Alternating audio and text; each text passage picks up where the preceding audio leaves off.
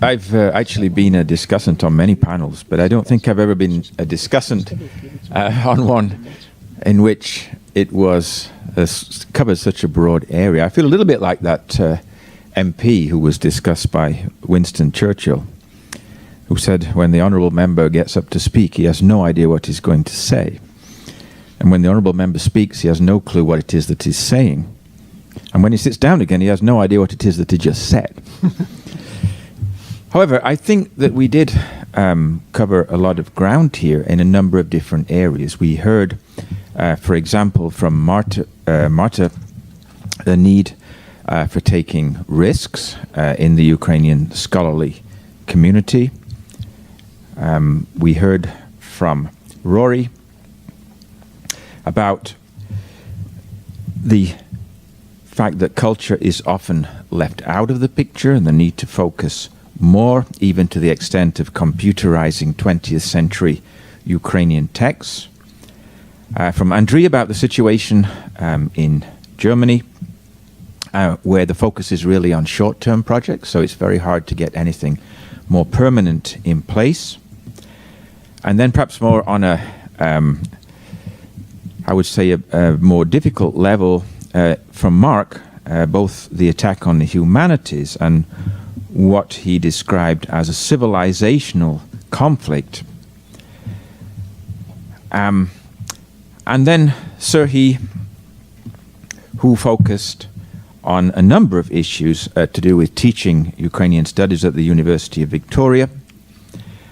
He'll focus somewhat on the matter of social media and the need to bring in to Ukrainian studies the fact of the conflict in Ukraine, the meaning of this conflict, and perhaps the need for a transnational interdisciplinary approach as a way to go forward for the future.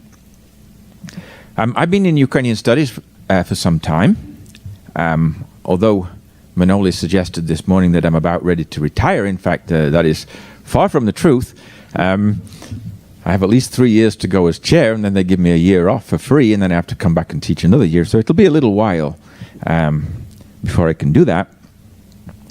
And I'd like to focus first on the problems for humanities. And here I maybe speak not as a Ukrainianist, but as a chair of a large department. It's an ongoing concern how to come up with ways to defend humanities in the light of what might be called a corporatization of university, the focus on engineering, the focus on mathematics, business in particular. We have, for example, at the University of Alberta, and probably some outsiders don't know this, something like 15,000 students from China, the vast majority who try to get into business, and those that cannot get into business, which is the majority, have to go into economics.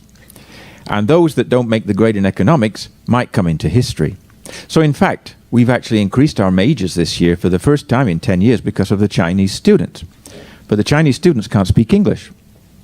More to the point, they can't write in English, so they create a new problem altogether. Nevertheless, I'm inclined to think that overall, this is a good thing rather than a bad thing. We are constantly defending our turfs. Leslie Cormack, who spoke this morning, I wasn't here in time to listen, although I've heard her many times, so it doesn't really matter, made a very good comment, I think, in one of the chair's councils recently, where she said, we should stop defending humanities because there's no need to defend humanities. I think the same is true of Ukrainian studies. We should not have to defend the fact that we're studying Ukraine.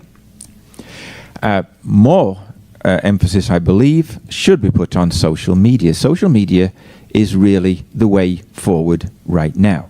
For example, the governments of Russia and of Ukraine both have spokespersons for their ministries filing daily reports on Facebook, on Twitter, and other media.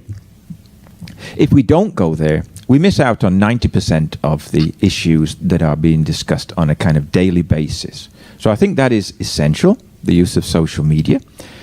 I'm also encouraged, I don't want to make it sound like I'm always optimistic because I'm not, but I'm kind of encouraged by the fact that 20 years ago, or let's say 40 years ago, but certainly 20 years ago, you would not have had positive stories about Ukraine in the New York Times or Foreign Affairs, or even for that matter, as was mentioned, I think, by Manoli, the Globe and Mail.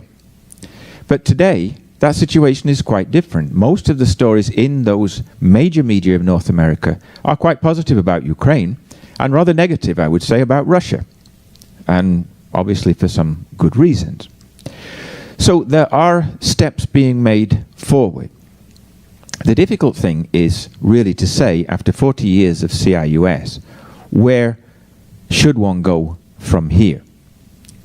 And I think there are possible ways to approach this. Professor Lupel focused on the local community. We have to start with the community, the fact that there have been almost 6 generations of Ukrainians in Canada now. But more important, I think, to communicate with the Canadian government the sheer importance of Ukraine for Canada. Bob Magochi was talking over lunch, saying how much influence do the Canadian and American governments have on the government of Ukraine? It was more or less a rhetorical question, because I think he expected the answer to be none. And I think the answer is none. I will say that.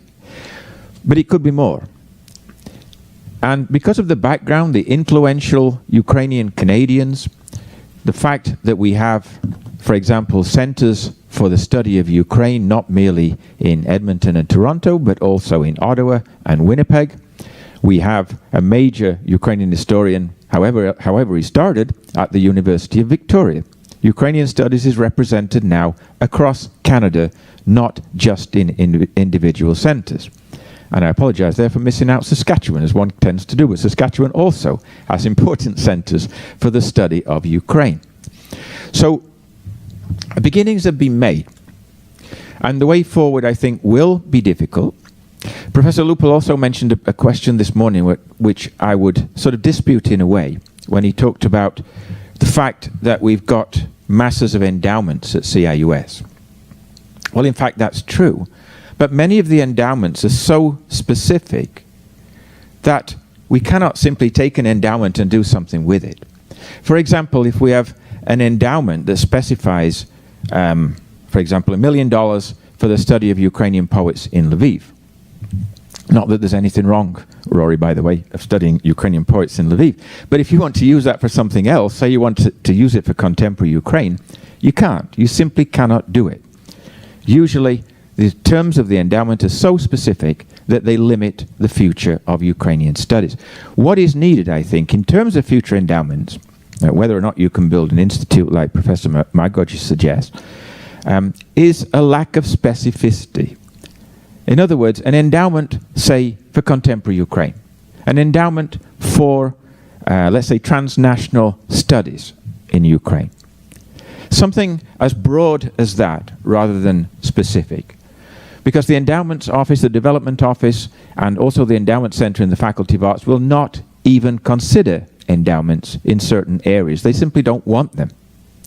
So endowments are very important for the future of Ukrainian studies. In terms of Ukrainian studies in the classroom, I agree completely with most of the comments I just heard. That really Ukrainian studies can be integrated with the studies of other areas.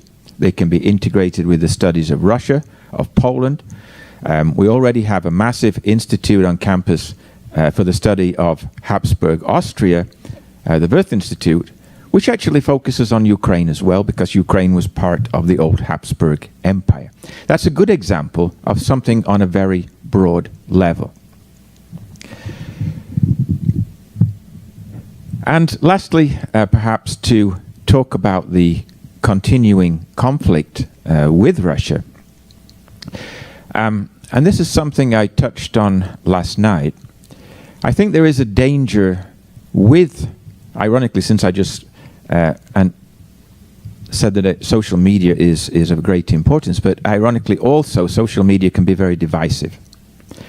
And I think there have been a lot of problems with the war in Ukraine of polarizing not only specialists of Ukraine from specialists of Russia, but between Ukrainian specialists as well. There are now many people who study Ukraine who are not of Ukrainian background. I wasn't the first. In fact, John Armstrong started back in the 1950s, and he probably wasn't the first either. But it's an increasing factor. And many of us don't always see things naturally from one perspective or another. But I don't think there should be any reason for critiques of that. I think there's reasons why we could have broad approaches. So I think that's probably all I should say, since I'm probably over my time anyway. But thank you for listening.